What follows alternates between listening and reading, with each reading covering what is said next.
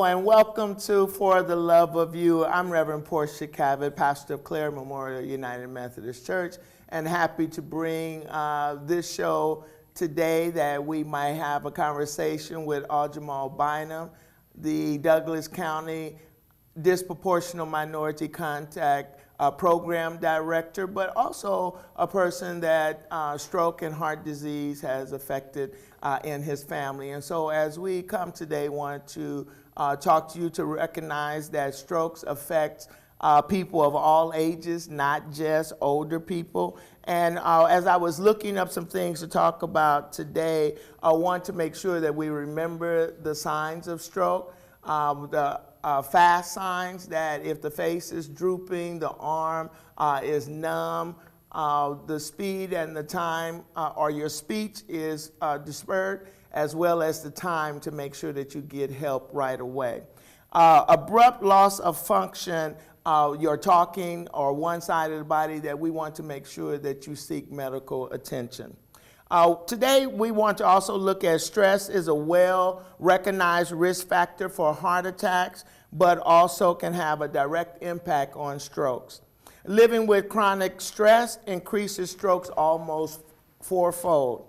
New research shows that people who are quick-tempered, impatient, aggressive, or naturally hostile may be more likely to have a stroke compared to their most laid-back counterparts. So today's quote is, "Don't sweat the small stuff." Want to make sure that we recognize that we have to take care of ourselves. And because we care about you and we love you, we want to make sure that we share all the information that we can. And so I'm happy to welcome Jamal Bynum with me today. And Jamal, thank you so much for coming and sharing. I know that you do a lot of work. You've been in the community, born and raised here in Omaha, but also want to talk about, from the male perspective, health as it relates to heart disease and strokes, and also how it can affect the family. So feel free to share. Sure. Well, one of the things I want to up front is my older brother passed away years ago related to stroke and so on, and also my mother had the same problem in a sense, again, the diagnosis and so on. But one of the things I've discovered is, for many of us, particularly as African Americans and people of color, we don't oftentimes see the doctor. Right. We sometimes don't take advantage of preventative health care, and I know a number of community leaders who've talked about in community forums. I remember a couple of folks, one who had a community fair, and he basically was in charge of it, and shared at a community forum that he did not know he had high blood pressure. And he just went to get a checkup from somebody who was a health worker at this place and found out his numbers were off the chart, and so he was able to get medication and treatment, and he also had health care. So again, that's one of those concerns that we need to be about. And sometimes, particularly as males, we have this macho mentality that we don't want nobody touching us or going into the doctor. One of the stories I love to share is I got a doctor who's a fanatic. I'm not a person who put on lotion. I hate lotion. And I went in one time for just a basic checkup, and he got on me and lectured me and gave me this long lecture about lotion and stuff. He made me feel so bad that I started putting on lotion. But he also moisturize. Right. You know, and again, it's part of that thing where you think certain things we shouldn't do, and we shouldn't get checkups and so on. And I also know a community leader who's late now, but he was very adamant about us dealing with prostate cancer and other things that happen to people, particularly people who, again, don't have health care. So my brother and my mother had a situation related to that. They were, particularly both of them were seeing doctors, but again, some things are beyond your control. And I know strokes, and then many of us as people of color die premature because of that. That is correct. And so it's so important knowing that you lost your mother and your brother to that. It also has a ripple effect upon the family, but hopefully people will begin to go to the doctor and check their own numbers and make sure and recognize when they're not feeling good, because as you stated, and it comes better from a male than from a female, you can't be so macho and think that life is all good when you're not taking care of the body that God has given us, as well as the life. And so, as I stated, some of the behaviors or the stress, the being impatient, some of those things affect us as human beings, but also our teenagers today, that they are so impatient, they want it right now in this microwave society in which we live, as well as some of the hostile behaviors that our children are dealing with, the traumatic experiences that they're going with so young. And so in your field, I know some people will say, oh yeah, she's going to bring up the juvenile justice system, but want to make sure that we care for our teenagers and help them to navigate since they are still developing as young people. So tell us a little bit about what you do. Well, I work as a disproportionate minority contact. I had hired probably about 7, 8 months ago, and basically my role is to try to reduce the number of kids of color going into the juvenile justice system. I just got back from Georgetown where we had some training. I was impressed with the Georgetown faculty that dealt with disproportionate minority contact, and apparently it's a nationwide issue as much as it is in Douglas County. Our county officials and other leaders figured it out that we really have to address this issue, and my creation of the job that I got into came about because the state did not want to do much in that, statewide, and the county jumped on it. And again, I tend to be a very blunt person, but again, one of the greatest numbers of disproportion is in Douglas County. So my job is to help coordinate as best as I can and convene, as well as bring community members into this conversation. We do have a number of personnel, individuals who are outspoken and have been dealing with this, but part of the agenda that I have to do is try to get not only the academic community, but also grass tops and the clergy, you name it, and different community leaders, as well as organizations, to pay attention to this. I want to switch up a little bit, and I think it's related, Pastor Porsche, related to what you just shared. We have nonprofit agencies. I mentioned child welfare is a good example. When I was at Prominence for a number of years, one of the things that the director used to say is sometimes the trauma that is caused by bringing kids in the system, and again, the stress comes there for young people, parents, and community people when your young one is locked up. So one of the things we got to be conscious of is when we get people in these systems, we got to deal with health care, we got to deal with emotional care. Directly or indirectly, you alluded to the issue of just the stressors, and some of that has to deal with racism. There's a number of studies that show that being a person of color, your level is going to be much higher. So we have to begin to talk about that. And also we need to deal with our type A personalities. There are some of us who, something happens, we get bent out of shape. And again, there's only so much you can do. And so one of the things that I try to emphasize is your circle of control or your circle of influence. And again, that can lead to stress if you're trying to control something that is beyond your field of influence or your sphere of influence, as we say. But particularly as people of color and low-income people, I oftentimes have to emphasize people who are poor experience an inordinate amount of stress, not knowing where your next meal or your counter, how can you pay all these bills and you name it. Or where you're going to lay your head. Yeah, exactly. Become homeless. Right. And so again, you see people die prematurely because of one, they can't get health care, they can't get kind of diagnosis to help them to understand what they're going with, and also even education. Some of us know more exercise can help you. Right. So I've seen many examples working with low-income families for so many years about how we have to deal with stress and we have to talk about it. And particularly as men, and particularly African-American men and men of color, we shouldn't be ashamed because we want to live a long time. And again, many of us die prematurely because we haven't addressed stress in a very healthy manner. Right, and so even if we're dealing with men of your age, what about those young men who are still trying to eat fast foods or deal with the everyday stressors on the street, in the home, or even being in the system, that we have to make sure that they are taking better care of themselves. And I'm sure that they might not have been diagnosed with high blood pressure or diabetes at such a young age, but we want to prevent it. And that's what For the Love of You, to help people to begin to love themselves, to think positive, and to have a future in life. And so as we look at that, there was something that as you were talking that came across my mind, and I'm trying to think how I can tie it in to the point of our children and dealing with the stressors of life, that their minds are still developing, because as a teenager, you're not really grown, your body is still developing. So as we look at that, how can we address parents as well as caregivers to make sure that they're working with their young people and talking, communicating one with another? Right. I also put a little emphasis on our institutions and nonprofits. I cannot begin to tell you how few organizations engage families and community members. Back in the day, we used to do a lot of community forums. We used to have places where parents and community members would welcome. Organizations would bring them in and work on the issues, and you had capable staff who would follow through. That doesn't always happen. There are changes in our demographics in terms of technology, young people, and one of the things we got to look at for the most part is how do we help young people to recalibrate the stressors in their life, and then talk about conflict. I see people get involved in trivial situations that they should walk away from. Again, that creates a stress. When I was teaching a class at Nebraska Methodist College, one of the things I was amazed was the data that was produced by the Nebraska Department of Health that showed that many people of color and low-income people die prematurely. They have a term called years of lives lost. So what they do is they go by the longevity, how long you're supposed to live as a person, and they compare it across race. And emphatically, what happened is that many people of color died prematurely 10 to 15 years early because they didn't deal with health care, stress, conflict resolution, all the things that we know are issues. And again, I tell the story that I really want to lose a lot of weight, but it doesn't help when I go to the store and the cashier gives me the M&M and the Snicker bar. Instead of me eating it when I get home, I eat it on my way to the car as a reward myself, you know? Again, that doesn't help you if you don't deal with life changes and so on. And I say as a tongue-in-cheek, kind of like more humor, but again, we have to take our lives very seriously.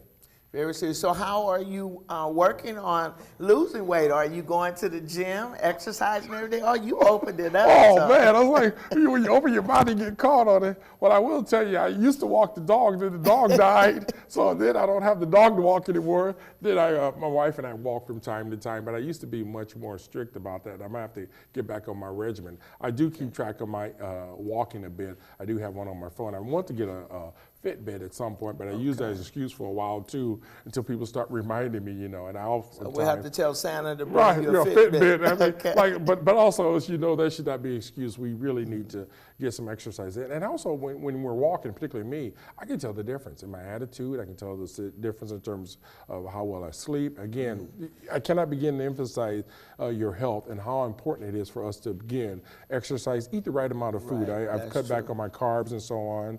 The intake portion is very important also. Yeah, portion control. Yeah, I got bigger hands, so I have to be a little bit careful not to use my hand. Not by your hand. Yeah, I got a little humor there, but again, how much you take in, and again, eating is sometimes for some of us psychologically, you know. And so again, no, I'm not pointing at myself per se, but I just think that collectively we have to kind of remind ourselves. And when you have a coach, a friend, or someone who you walk with, it encourages you to walk more. Hold you accountable. But I just think that too often, sometimes we bring things on ourselves inadvertently by not even talking about it or by not even acknowledging that there are some issues. And as you alluded to earlier, there's some telltale signs that people are in trouble. And again, one of the things I advise folks is to see a healthcare worker, physician. If you can't afford it, sometimes go to these community fairs that we have in our community. Take advantage of those free services. And again, sometimes the things you don't know can get you in trouble. Right, the Black Family Health and Wellness Fair is always, I believe it's the end of March, and so people can come. And we've seen over 800 people come through. One thing for Thanksgiving coming up, or Christmas holidays, when you get together with family and there's a buffet table right before you, that all of the dishes that mom and dad and auntie and uncles have put on the table, make sure that you eat properly, and portion control is the most important thing. But then the thing that we like to say is that in the midst of your eating, small portion, small plate, if you're going back, cut that in half, what you would normally put on your plate. If you're watching a football game or a good movie, during the commercials of the football game, get up, do a little bit movement in place, or walk to another room. If you're watching a movie, just make sure that you're thinking, sitting up straight, stretching. One of the things that we had come up with was sit less, move more, and be your best. And so want to make sure that everyone is taking time out for themselves, because you are your best advocate for your health. And so as we continue to talk and to look at, I recognize that in the midst of the life stressors that we have, and we've already listed a whole lot of them, but now in the winter months, for some people, you know, having a home to live in, or being able to afford the increasing costs of heat and light, or whatever the case may be, that we have to make sure that people do what they can, but also ask for help when they need it. And sometimes we fail to ask. We fail to tell because of our pride. getting in the way. And so want to make sure that people are aware that there are agencies out here to help them. I'm on the board of ACLU, and we had a retreat Saturday, and one of the things that came up was this whole issue of the Medicaid expansion. And you have roughly about 90,000 Nebraskans who will now get health care. And so that's going to be an added benefit for all of us as a state, because again, it means money that will be brought into the state. Another thing is, we as a state in Nebraska have walked away from some of those government-funded programs because of ideology or whatever. Now the people have voted that we're going to make sure that many of these families who are low income, who die prematurely, some of them because they haven't health care, medicine is very expensive. Right. Again, another thing I found out is some people have some very expensive medicines they can't afford. And so again, that's part of stress, health care, you name it. And the other thing I think is probably the key that relates to this is, I was in a dentist's office years ago, and I remember a young man who came in and he had like $100 in his pocket, and he was negotiating with the dentist to extract a tooth. Okay. And it was kind of painful to be in the room to see someone in the richest country in the world asking for basic health care, and he had to negotiate that. And, you know, again, I didn't have a lot of money. I almost felt like, well, hold on, let me help him out here, you know, like that. But it's kind of awkward and strange. And again, it's not like we could afford it. We could afford to help this person out. But now that we have this state law that passed, basically, this constitutional thing that passed, you're going to see more people get that. Right. And I also know the healthcare workers understand how important it is, regardless where you come from. You should have basic health care. And again, health care is related to stress and all those kind of basic things. But we have to talk more about that as a community. Right, and what it might not be implemented until the spring of 2019. So there is still work to be done with our legislators as well as our governor to make sure that Medicaid expansion takes place. Yes, the people have spoken, but now we have to make sure that there is proper follow through and that it will trickle down to those in our community that need it. And so we have to continue to do our part. And that's why we do this show, to make sure that we bring and make people aware of what is going on in the city of Omaha as well as in the state of Nebraska, because we care so much about each and every one of you that we want to make sure that you are the healthier you. And so in that exercise, want to encourage you as 2018 comes to a close and 2019 is on the horizon, that would be your New Year's resolution, that you would get out and exercise. Sorry for the loss of your pet, but you can get out and walk yourself and make sure that you are spending quality time, as well as going to the gym or even getting some of the canned goods in the house or jugs of water and just do some little raises and lifts. We do that at church at Claire on Sundays. We spend a little 3 to 4, maybe 5 minutes. It all depends on the song that we choose for that Sunday, where people can get up and move and stretch.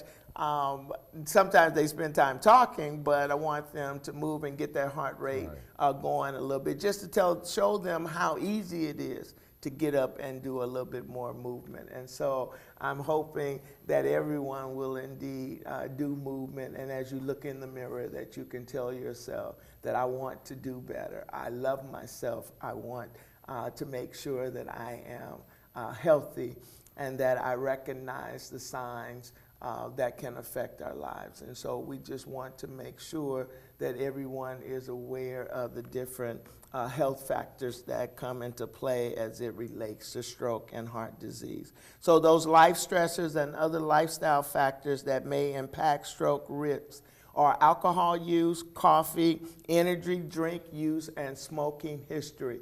And so if you're doing those things and you need to do them in moderation, that we would just ask that you would take care. Look at what you're taking in as well as what you are putting out.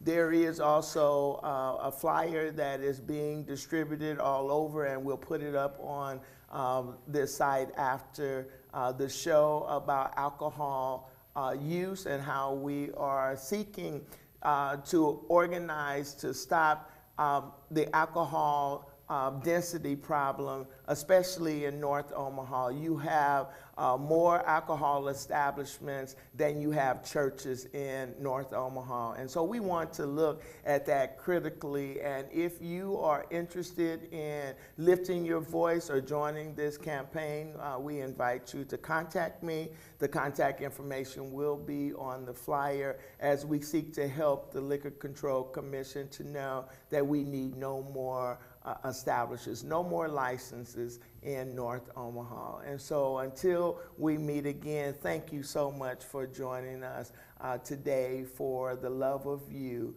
as we seek to make sure that you are healthy and that you live life and that you live it more abundantly. Thank you.